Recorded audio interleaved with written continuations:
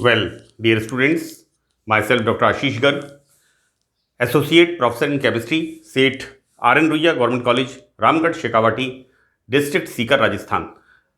बच्चों, BSc part first में second paper organic chemistry, इसमें हमने टॉपिक स्टार्ट किया हुआ है साइक्लोएल्केन्स और alicyclic compounds.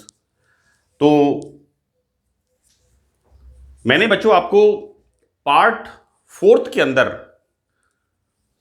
Bear strain theory, bear का विकृतिवाद का सिद्धांत बताया था और बेयर के विकृतिवाद के सिद्धांत की लिमिटेशंस को मैंने डिस्कस किया था। बेयर ने बताया था कि किस प्रकार साइक्लोप्रोपेन, बच्चों साइक्लोप्रोपेन जिसमें this is the cyclopropane and this is the cyclobutane, इसके अंदर बॉन्ड एंगल 60 डिग्री और इसके अंदर साइक्लोब्यूटेन में बॉन्ड एंगल 90 डिग्री। बेयर ने बताया था कि किस प्रकार ये जो लोअर मेंबर्स की रिंग होती हैं, साइक्लोएल्केन्स होती हैं, ये अनस्टेबल होती हैं, इनका स्थायित्व कम होता है। बच्चों देखिए, यहां पर हम बेयर के थ्योरी की हमने लिमिटेशंस को पढ़ा था और बेयर की थ्योरी की लिमिटेशंस फोर्थ बी पार्ट में, इसके पहले मैंने दो पार्ट बनाए हैं, fourth A and fourth B. तो फोर्थ बी पार्ट में बेयर की थ्योरी की लिमिटेशंस को हमने देखा था। नाउ हम यहां पर देखते हैं बच्चों कि बेयर के सिद्धांत का महत्व क्या है।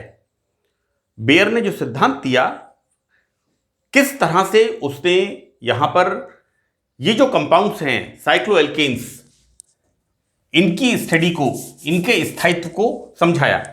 यहां पर देखिए, बेयर के सिद्धांत के अनुसार 3 and 4 मेंबर्ड रिंग, जैसा मैंने आपको बताया था अभी, cyclopropane and cyclobutane, in rings में विकृति अधिक होती है, अतः ये कम स्थायी होते हैं और अधिक क्रियाशील होते हैं। ऑब्वियसली यहां पर हमने देखा कि साइक्लोप्रोपेन के अंदर बॉन्ड एंगल कितना है, 60 डिग्री, राइट, जबकि बॉन्ड एंगल कितना होना चाहिए, 109 डिग्री 28 मिनट, जो कि क्योंकि यहां पर संकरण हाइब्रिडाइजेशन कौन सा है, sp3। बेयर के अंदर मैंने आपको साइक्लोप्रोपेन के बनाना बॉन्ड्स, राइट, फोर्थ ए के अंदर बताया था साइक्लोप्रोपेन के बनाना बॉन्ड्स। तो वहां पर मैंने बताया था कि किस तरह से साइक्लोप्रोपेन में और साइक्लोब्यूटेन में हाइब्रिडाइजेशन होता है sp3। तो बॉन्ड एंगल कितना होना चाहिए, 109 डिग्री 28 मिनट, जबकि यहां पर हम क्या देखते हैं, यहां पर साइक्लोप्रोपेन में जो बॉन्ड एंगल होता है या साइक्लोब्यूटेन में बॉन्ड एंगल होता है दैट इज 90 डिग्री, राइट। तो बच्चों यहां पर जितनी अधिक distortion in the angle, bond angle होगा, उतना ही लेस स्टेबल होंगे एंड मोर रिएक्टिव, कम स्थायी होते हैं और अधिक क्रियाशील होते हैं। तो बच्चों प्रायोगिक आधार पर भी यह प्रमाणित होता है कि 3 सदस्यीय वलय और 4 सदस्यीय वलय रासायनिक अभिक्रियाओं के लिए बहुत अधिक क्रियाशील होती हैं। तो ये बेयर ने इसको बताया।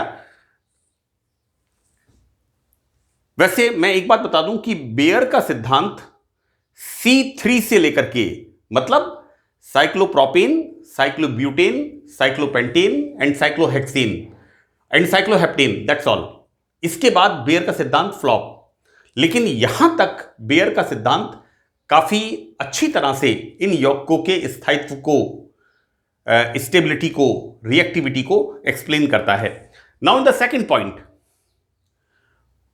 5 व 6 सदस्यीय वलय साइक्लोएल्केन की 5 and 6 मेंबर्ड रिंग्स, इनमें कोणीय विकृति न्यूनतम। देखिए बच्चों, पार्ट फोर्थ ए के अंदर, सॉरी पार्ट फोर्थ बी के अंदर, राइट, फोर्थ बी में बताया था, हमने देखा था साइक्लोप्रोपेन में डिस्टोर्शन, ब्यूटेन के अंदर, पेंटेन में और हेक्सेन के अंदर। साइक्लोपेंटेन में बॉन्ड एंगल होता है 108 डिग्री, जो कि 109 डिग्री के काफी नजदीक होता है, जबकि साइक्लोहेक्सेन में बॉन्ड एंगल होता है 120 डिग्री, राइट। और वहां पर जो एंगुलर स्ट्रेन कोणीय विकृति आती है वो माइनस में आती है, अर्थात वहां पर जो बॉन्ड होता है वो बाहर की तरफ फैलता है ना, बाहर की तरफ एक्सपेंड होता है बॉन्ड साइक्लोहेक्सेन के अंदर, और हम देखते हैं कोणीय विकृति वहां पर माइनस में आती है। तो बच्चों यहां पर यह बताया है कि 5 and 6 मेंबर्ड रिंग्स में कोणीय विकृति एंगुलर स्ट्रेन न्यूनतम होता है, अतः इन्हें सुगमता से बना सकते हैं एवं ये रासायनिक अभिक्रियाओं में भी बनी रहती हैं, राइट। तो बच्चों यहां पर ये सेकंड इंपॉर्टेंट पॉइंट है जो बेयर के स्ट्रेन थ्योरी का है। नाउ थर्ड पॉइंट, जैसा हमने यहां पर कहा कि 5 and 6 मेंबर्ड रिंग ये स्टेबल होती हैं बेयर के विकृतिवाद के सिद्धांत से, क्योंकि इनके अंदर न्यूनतम विकृति होती है। तो बच्चों थर्ड पॉइंट, राइट, देखिए 1,4 and 1,5 डाई कार्बोक्सिलिक एसिड्स को जब गर्म करते हैं, बच्चों देखिए ये बड़ा इंपॉर्टेंट पॉइंट है। हमने यहां पर this is 1 2 3 4, this is 1,4 die carboxylic acid and the name is succinic acid. Second one 1 2 3 4 5, right. तो बच्चों देखिए हम क्या देखते हैं कि जब 1,4 डाई कार्बोक्सिलिक एसिड को गर्म करते हैं तो रिमूवल ऑफ वाटर मॉलिक्यूल, और क्या बनेगा COOCO, this is anhydride, succinic acid का anhydride. So this is the formation of 5 membered ring, right. Now in the second one, यहां पर देखिए बच्चों this is the glutaric acid, this is 1 2 3 4 5, तो this is 1,5 di carboxylic acid. इसको जब गर्म करते हैं then removal of water molecule, right, and formation of anhydride. किसका एनहाइड्राइड? ग्लूटेरिक एसिड का। तो the formation of glutaric anhydride, बच्चों removal of water molecule, anhydride बने पानी का अणु बाहर निकलता है, so that formation of 6 membered ring, right. तो वापस हम सेकंड पॉइंट की इस बात की पुष्टि करते हैं, इसको प्रमाणित करते हैं कि भाई थर्ड पॉइंट के अंदर जो बात है कि 5 membered ring and 6 membered ring का फॉर्मेशन होता है, इसलिए यहां पर ये स्टेबल होती हैं। Now one more point is the fourth point, 1,6 and 1,7 die carboxylic acid. तो बच्चों देखिए 1,6, दिस इज द 1 2 3 4 5 6, या फिर we start from this carbon carboxylic acid group 1 2 3 4 5 6, same thing, right. This is the adipic acid. यहां पर हम क्या देखते हैं कि जब 1,6 और 1,7 डाई कार्बोक्सिलिक एसिड के सॉल्ट्स को गर्म करते हैं, इनके सॉल्ट्स को जब गर्म करते हैं तो बच्चों यहां पर 6 मेंबर्ड रिंग वाले कीटोन का बनना भी मैंने बच्चों आपको विस्लिस-सैनुस रिएक्शन में यह बताया है कि किस तरह से कैल्शियम और बेरियम एडिपेट, बच्चों कैल्शियम सॉल्ट, इसको जब हम बंद रिटॉर्ट में गर्म करते हैं, मैं आपको एक बार फिर रिपीट कर दूं कि साइक्लोएल्केन का पार्ट सेकंड के अंदर एक सिंथेसिस है विस्लिस-सैनुस मेथड, और विस्लिस-सैनुस मेथड में मैंने ये बताया है कि किस तरह से कैल्शियम एडिपेट को कैल्शियम एडिपेट को जब यहां गर्म करते हैं तो बच्चों यहां पर बच्चों removal of carbonate and formation of cyclopentanol, right. ये किस बात को इंडिकेट कर रहा है कि 5 मेंबर्ड रिंग सबसे अधिक स्टेबल होती है। तो ये 4 पॉइंट हैं जो कि प्रमुख रूप से बेयर के विकृतिवाद के सिद्धांत को एक्सप्लेन करते हैं कि बेयर का विकृतिवाद का सिद्धांत, बेयर्स स्ट्रेन थ्योरी, साइक्लोएल्केन के अंदर जो लोअर मेंबर्स हैं उनको उनकी स्टेबिलिटी और उनकी रिएक्टिविटी को समझा सका, राइट। तो ये कंप्लीट है बच्चों। नाउ यहां पर एक और थ्योरी स्टार्ट होती है, दैट इज विकृतिहीन वलय का सिद्धांत, theory of strainless rings, right. यहां पर बेयर स्टेन थ्योरी में हम क्या देखते हैं कि बेयर स्टोन थ्योरी के अंदर हम देखते हैं कि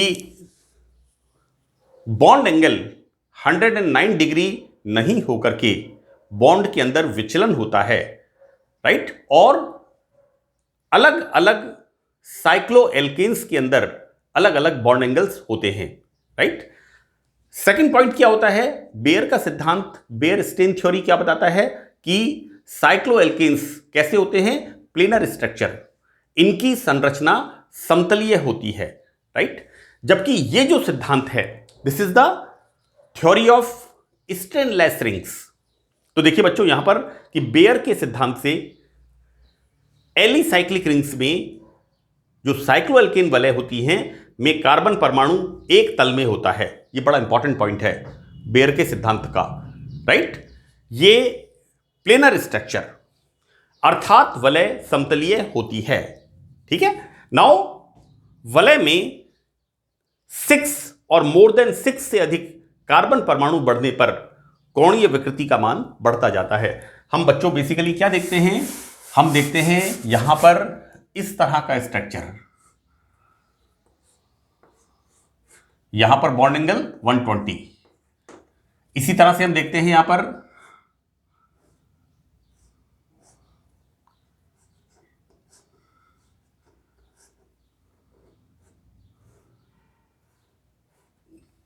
बच्चों देखिए यहां पर 1 2 3 4 5 6 7, this is 7 membered ring. Now हम और बनाएं इसको, देखिए इस तरह से,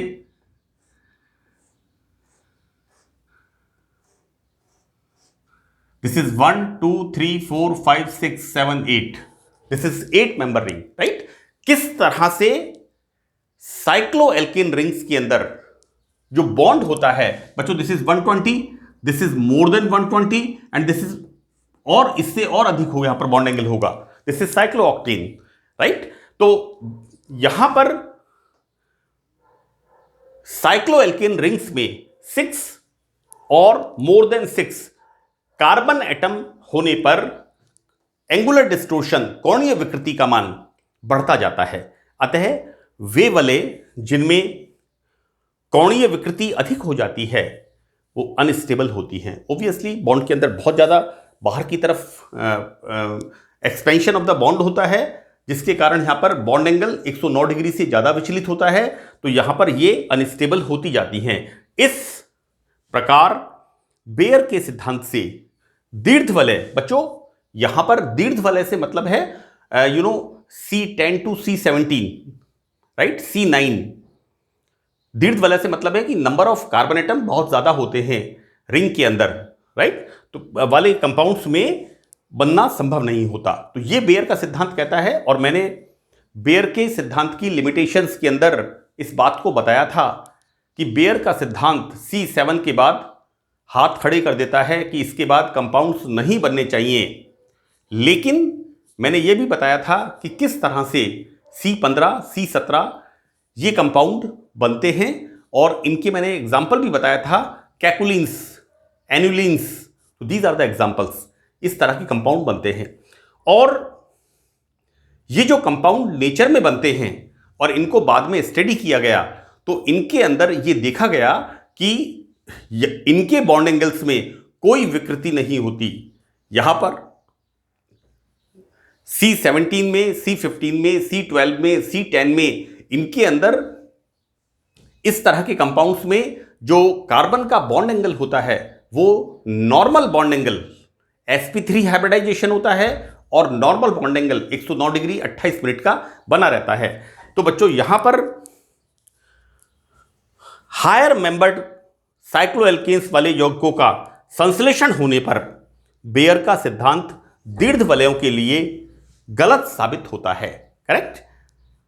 तो ये जो पॉइंट है जो मैंने डिस्कस किया है हमने पढ़ा था बेयर के सिद्धांत की लिमिटेशंस, और बेयर के सिद्धांत की लिमिटेशंस में फोर्थ लिमिटेशंस को मैंने बताया था। यहां पर हम देखते हैं कि किस प्रकार बेयर का सिद्धांत दीर्घ वलय साइक्लोएल्केन्स के लिए, एलिसाइक्लिक यौगिकों के लिए गलत साबित होता है। बच्चों यहां पर जो हम बात कर रहे हैं C10 to C17, ये जो स्ट्रेनलेस रिंग्स बनती हैं जिनमें विकृति नहीं होती, बॉन्ड एंगल सामान्य बंध कोण 109 डिग्री 28 मिनट यानी sp3 संकृत होता है, और बॉन्ड एंगल सामान्य बंध कोण 109 डिग्री 28 मिनट का बना रहता है।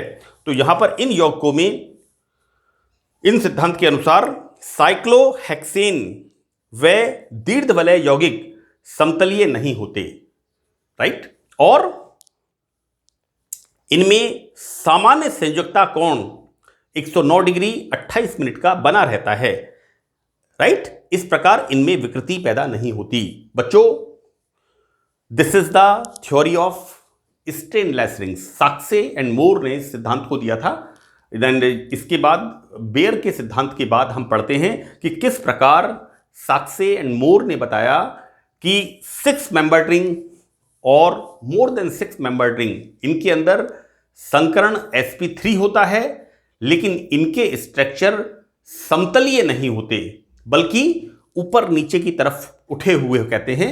और इसको हम इसको हिंदी का एक शब्द है कि इनकी संरचनाएं पुटित होती हैं, राइट। तो ये बताया था साक्से और मोर ने। बच्चों इसके बाद पार्ट 5 के अंदर, मैं नेक्स्ट पार्ट के अंदर पार्ट 6 के अंदर थ्योरी ऑफ स्टेनलेस रिंग्स को मैं आगे डिस्कस करूंगा, और वहां पर हम देखेंगे कि किस तरह से ये साइक्लोहेक्सेन, जिसको कि बेयर ने बताया था प्लेनर स्ट्रक्चर, राइट, जबकि इसके 2 स्ट्रक्चर्स, एक चेयर फॉर्म और एक बोट फॉर्म, इनको हम डिस्कस करेंगे। तो बच्चों पार्ट 5 में इतना ही। इसके बाद मैं इसके आगे पार्ट 6